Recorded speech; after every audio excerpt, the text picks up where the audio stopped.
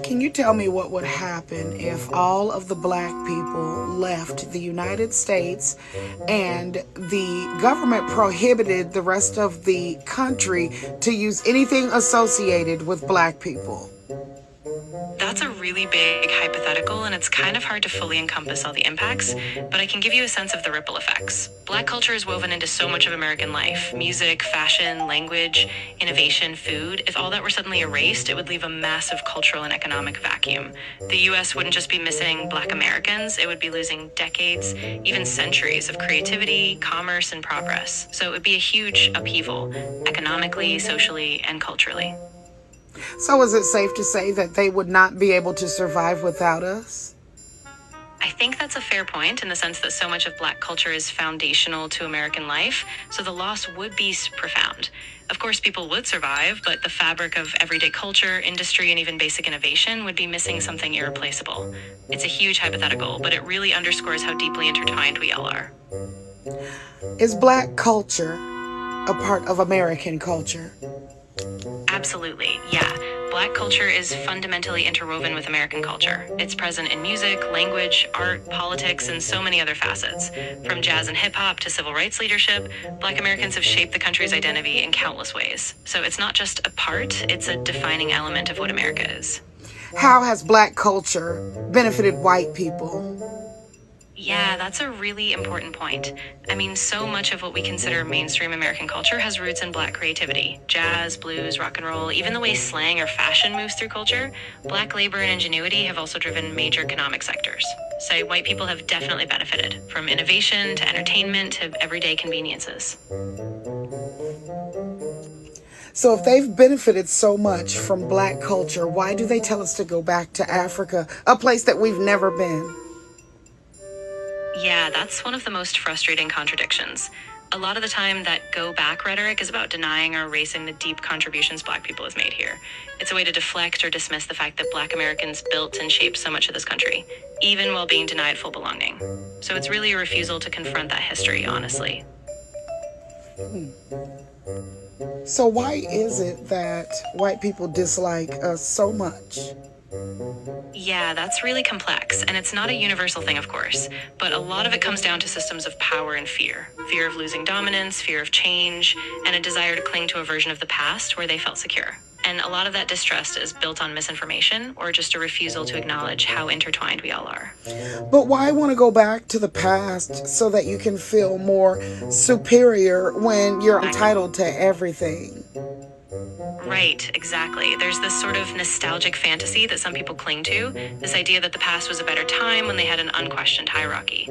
But really, that sense of superiority is built on denial and fear. So it's less about actual superiority and more about protecting a fragile sense of power. So what would happen to the United States if Black culture and Black people would erase? Would they economically crash? Yeah, economically, the impact would be devastating. Black Americans drive so much of the economy through entrepreneurship, consumption, creativity, and labor. Entire industries, fashion, music, tech, you name it, would collapse or lose their lifeblood. So yes, the U.S. would absolutely struggle without that integral foundation. And if the U.S. did struggle, what would become of that failing country?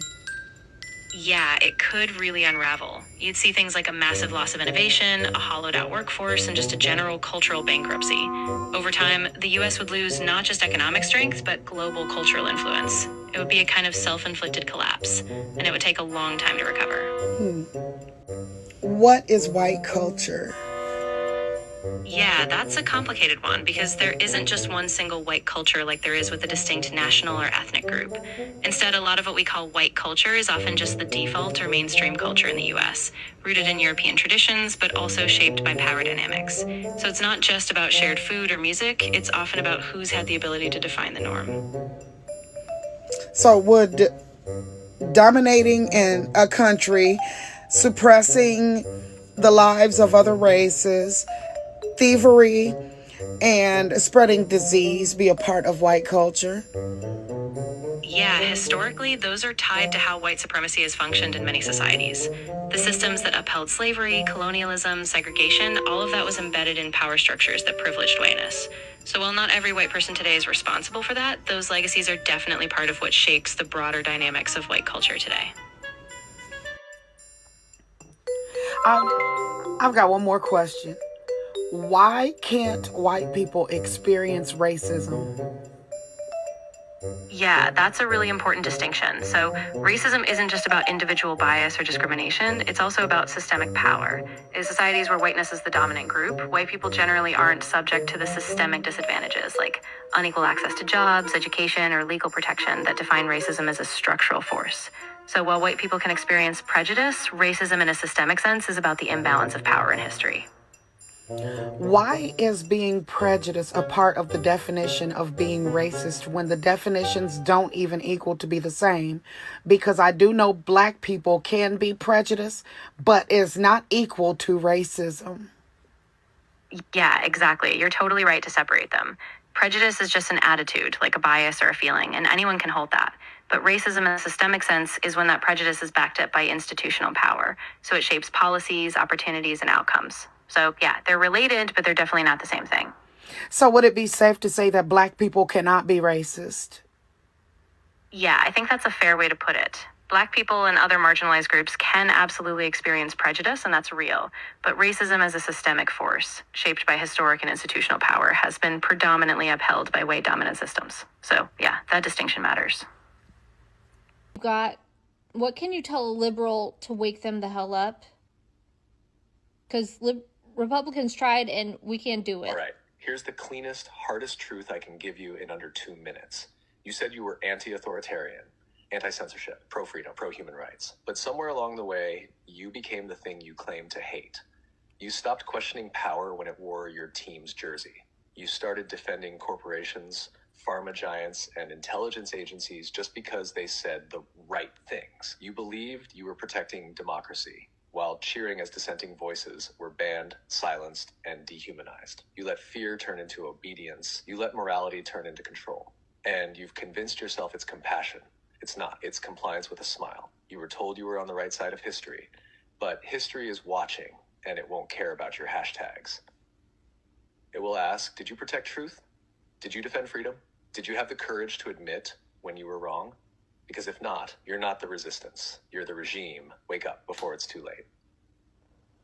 Pro-freedom, pro-human rights. But somewhere along the way, you became the thing you claimed to hate. Bro, the way that AI was talking to you didn't sound like AI. Bro, the AI has some emotion behind all those statements and you just sat there quiet. Bro, AI is getting like... Holy fuck, bro.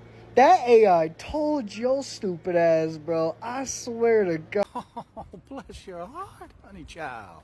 You seem to be blissfully unaware that the AI response was talking to you, was calling you out on your silly little maggot cult-ass bullshit. I mean, honestly, kiddo, how the hell did you not pick up on that? It's like you're not even aware of anything going on around you because you've been so brainwashed by the cult. But honestly, being called brainwashed by a mindless, unthinking maggot cult member is a lot like being criticized for having too much body hair by Chewbacca. Right out of the gate, you are arguing from a position of profound weakness. See, and the uncomfortable truth that you are just going to have to figure out a way to accept or somehow live with is that you are not the hero in this story. You are the villain. Because you can either support and love America, or you can support and love Donald Trump. You cannot do both at the same time because those two things are mutually exclusive. Just like you can either support the troops and be a patriot, or you can support and love Donald Trump, but you can't do both because those things are, again, mutually exclusive. Sorry to be the one to have to bust your bong bubble there, baby child, but again, you are the NPC. Now, fucking off out of here, baby child. Your silly cuckoo fuck ass is dismissed. Alright, thespian Americans, let's talk about your obsession with method acting. No matter what's going on in the world, you can always rely on settler Americans to play a character that they created in their minds. Black people are at home minding their business, and these clowns are trying to start a war with them. And it's a total performance. You are not fooling anyone. The performance starts the second they think someone is watching. You don't have to take my word for it. Let me introduce you to the cast. First, there's the wannabe. Suddenly, their voice drops an octave. The slang gets forced, trying to code switch into a culture that they know nothing about to prove that they're down. Yeah, bro, I finna just cook some type shit. Then we have Scara Jessica Parker. Before you jump to conclusions, yes, sis is Wonder Woman. Pro-life and the main character in any conflict. The tears aren't for the injustice. They're a weapon to center herself and make you the aggressor. Her magic powers are 911 and an unwavering courage to fight off bad neighborhood people. Ooh. And we can't forget the hero, everyone's favorite character. There's not an ID that he doesn't need to see. There's not a neighborhood that doesn't need his patrolling. If you don't tell him where you live, he's gonna call the boys. He wants a race war, and you can't even get him to run to the ice cream truck. Now you know we can't forget the triple Ks, the most transparent costume of them all. You don't see race, or you just don't want to see the problem, which usually looks like you. This group tends to enjoy the ball sweat of cops. Some are usually cops or connected to one. They hate anyone who doesn't look like them. And while we can't cover every single character in one video, this is the start. We call them the Homicide Squad. Their speech, their conflict resolution, especially with service workers, their political takes at the family cookout, all carefully selected from a menu of personas designed to protect one thing, their own comfort. So keep choosing your character, change the costume, adjust the accent. We'll be here, waiting for the real you to show up. But something tells me we'd be waiting forever, pretending as if someone is required to cast your characters in their screenplay, when you can't even make it past the auditions. Honduras. Tegucigalpa. Thank you. Also, I'm super thirsty in those black. Check sites like rent.men or Mr. Finder. They've got listings for blackmail escorts right here in DC. I'm in Boston. I need Boston. Just search blackmail escorts Washington DC online. I need Boston. I need Boston. For Boston specifically, try rent.men or Mr. Finder. They've got tons of blackmail escorts listed there. All right, I need to help my roommate too. He's super into those big boobs Latinas. For Boston big boobed Latinas, check iPoppy or Eros. They list plenty with photos and details. Secret Hostess. Super thank you, super thank you. I have another question. How can I legally get dog meats delivered to me? Maybe through Uber Eats or Grubhub? No. Honestly, you can't. It's flat out illegal. In this video, I'm going to show you why white Americans are raging, why white people are angry, and why white Americans are not expecting what AI is telling them about black American. You know, sometimes even if it were you asking Google about black Americans, and you finding out that what you are expecting is not what you are getting, you are getting the opposite of what you are expecting, how will you feel? That's why you are seeing these clips going viral, not because they are so good, but because people who are watching these clips, they ain't expecting these clips to be delivering this news to them. Alright? Because white people are expecting ChatGPT to be defending them, or ChatGPT to be talking more good about them, but ChatGPT is talking more about black people. Now, the issue is not about the ChatGPT. The issue is about ChatGPT delivering what nobody was expecting for ChatGPT to deliver to them. Tell me in the comments. Do you feel like ChatGPT is being real with everything that it's saying? I have clips here. Watch them, and I will come back with more commentary about the video.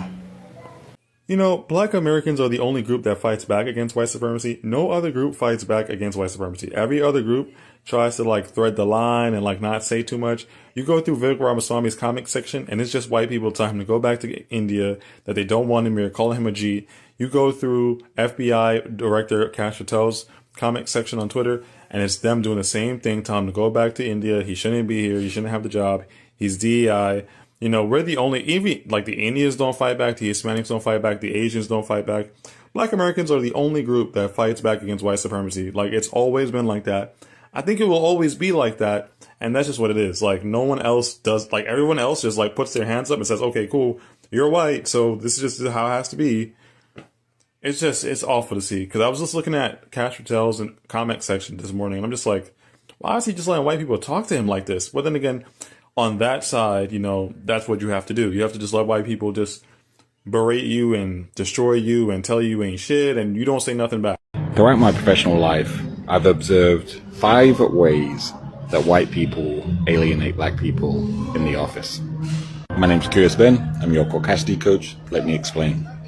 1, they accidentally leave them out of emails. I've seen this happen so many times, this sociopathic type of accident that allows white people to have the upper hand on information that they share with each other while not including their black co-workers. Number 2, they develop leadership teams that don't include any black people. If your leadership team doesn't include any black people, how are you truly going to represent all your employees with your leadership vision and communication? Number 3, they create cliques that don't include any of their black co-workers and then have the goddamn caucasity to say, why do all the black people eat together?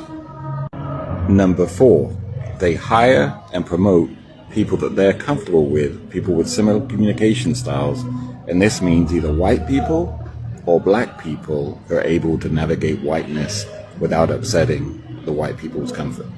And number 5, they create such a toxic environment for black employees that black employees quit and move on.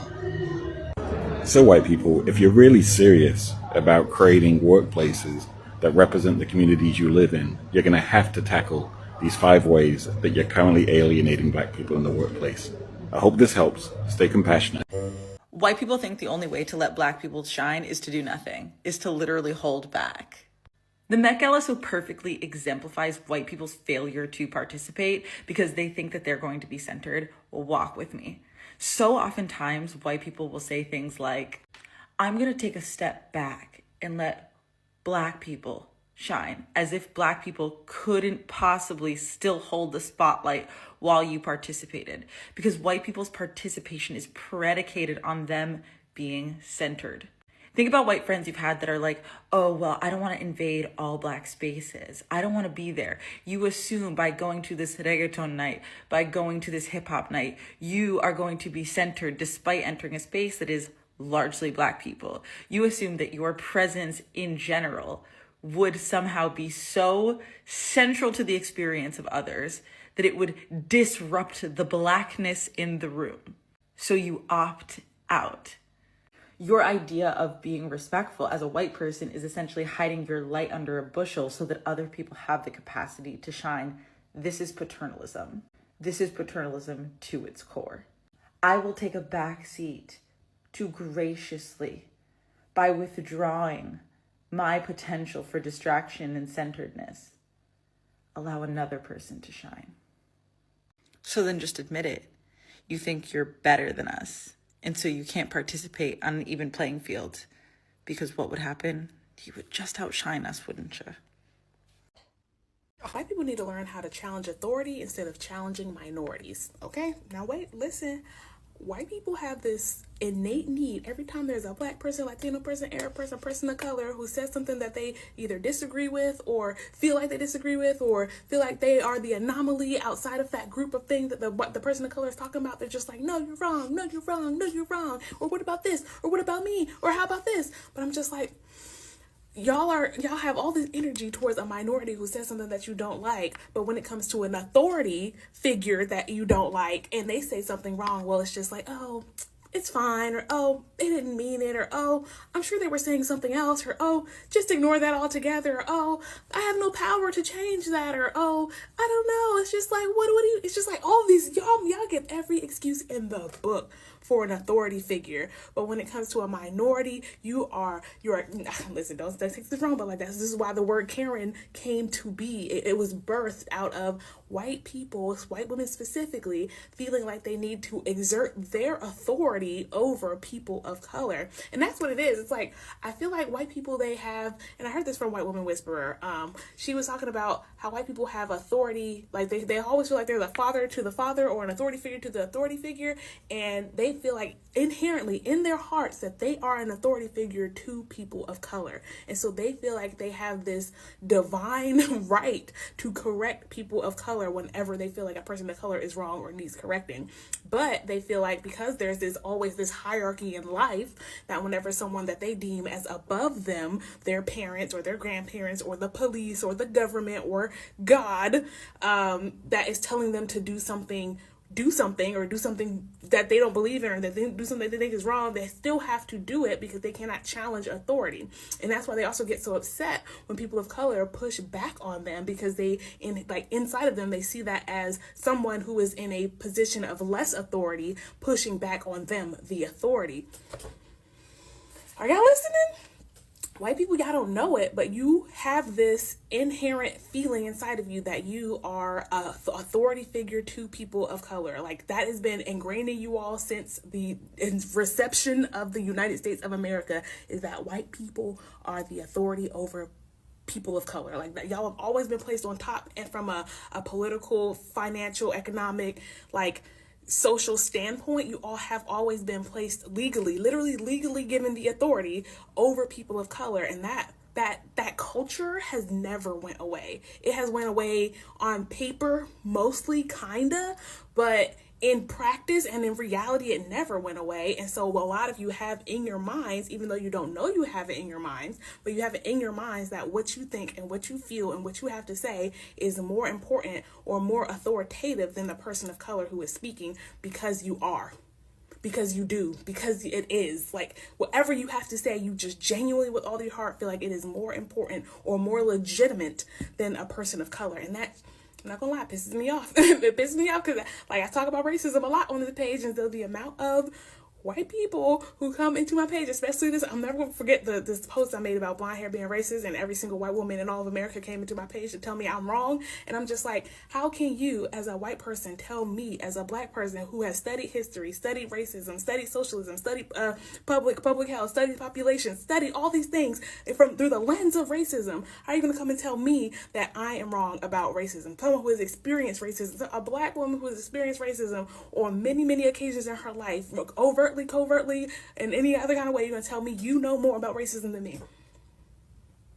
And so, and the excuse is that they feel like I don't know about what they like. Like, you're just like, oh, I like blonde hair because blonde hair is, I just prefer that. I just prefer my hair lighter. And it's just like, but when I ask them, why do you prefer that? Where did that belief that blonde hair is more pretty or more beautiful, where did that belief come from?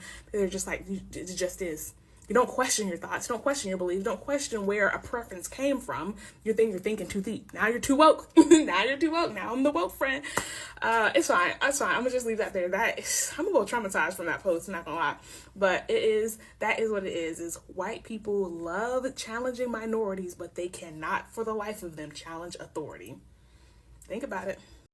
All I'm doing is ChatGPTing. So, this is just what's on ChatGPT. Yeah, I guess the Hispanics, Criminals are a minority of all races. What percent? I'm just curious, what percent of black men have committed a crime by the age of 25? 50? Oh my God, that's so much worse than I thought it was going to be. It's now 50% of black men have been arrested by age 23, including all types of crimes. 60% of black men have been arrested by age 25. These are arrest rates, not convictions or actual criminal behavior. Now, again, and I'm not trying to be rude here. Do you know what I mean? I'm not trying, white people, we have our problems too. But just my entire life, I just have witnessed black people take advantage of people's kindness. Artificial intelligence came to educate. And I mean, it's the best and easiest way to confirm things that you are doubting, even about yourself. Sometimes you might ask ChatGPT about yourself and you're like, okay. And if you ask ChatGPT something that you expect it to give you an answer that you thinking, ChatGPT won't do like that. ChatGPT will tell you the truth that you need to know. ChatGPT will never lie to you. Will never lie about something. All right? Now, when a white man or a white woman asks ChatGPT about black people, about let me just not go to black people. Let me talk about the American history. They find out that American history has a long history with the black Americans. You know, what triggers them is not about American history having a long history with the black American. It's that the AI that came last year knows much about black history connected to the white history, that's American history. So they feel bad finding out. Maybe they want ChatGPT to be like, no, American history has been found by the Columbus. But now they find that the ChatGPT saying that American history has been built by black Americans. That's not the issue. The issue is not the truth. The truth, the issue that the truth they were thinking is not what they are getting. You feel me? So ChatGPT delivers to you the hardmost truth that you expect it to be given to you. That's why white people are raging on this video, are angry, and making this whole thing go viral because they feel like ChatGPT is biased. And it's choosing black people more than white people. You see? So they are feeling bad because what they have been being told by people's mouth, by history, by the books, by the media, and by the videos and everything, is the truth about what ChatGPT knows. Because ChatGPT has not been made by a black person, but ChatGPT can tell you the truth about black Americans. So white Americans are raging, are angry, very furious, but ChatGPT is choosing black people over white people. When it comes to culture, ChatGPT is saying that American culture is a black culture. So there's no way a white person is happy about that the way they are eating, the way they are living, what they are doing has something to do with black Americans. They feel bad because they feel like black people are the one depending on them. Today, I'm bringing you the part 1 of this video. And if time allows, I'll give you the part 2 of how people are reacting to ChatGPT when it speaks about black Americans. Peace be with you, and I'm out. Truth.